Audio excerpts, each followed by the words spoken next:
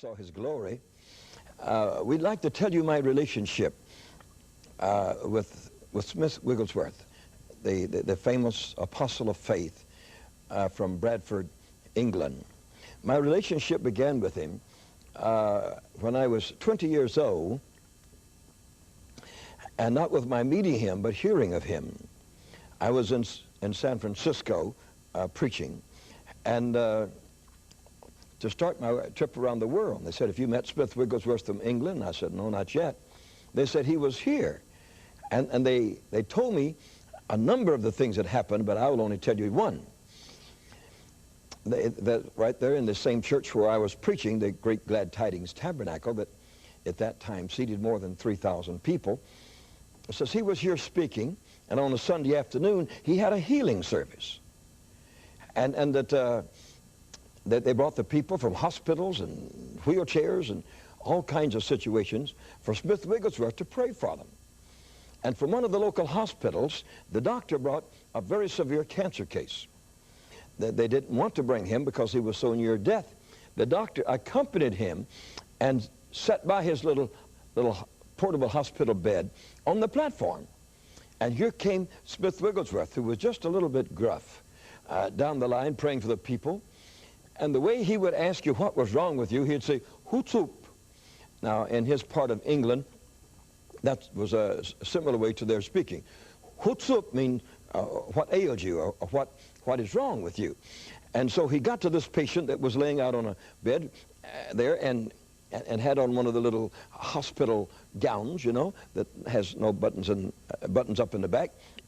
There was the doctor sitting there with his stethoscopes in his ears and listening to the man's heartbeat and letting everybody know that the man was very near death. And so when Smith Wigglesworth said, "What's up?" the doctor replied and said, "He is dying of cancer." Wigglesworth said, "Where is it?" And the doctor said, "In his stomach." And Smith Wigglesworth, possibly the most unusual person that I've ever met in my life, he wound up his hand and hit him where the cancer was, in the stomach.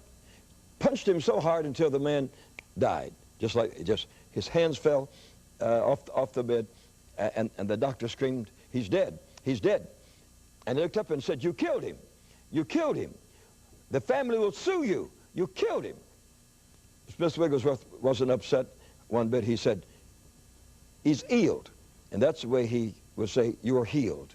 He says, "He's healed." He didn't, you know, he didn't pronounce H's. He said, "He's healed." And he didn't stop, you know. He just went on down the line praying. About 10 minutes later down the line, here came the man walking. He'd gotten up off that bed. He had moved the doctor to one side. And he was walking in that funny little hospital dress, you know, that comes along here like this and is open in the back. And here he was following Smith Wigglesworth with his hands in his, up in the air, praising God. He said, "I have no pain. I feel wonderful inside. I have energy that I had not had for I don't know how long." And he was following him.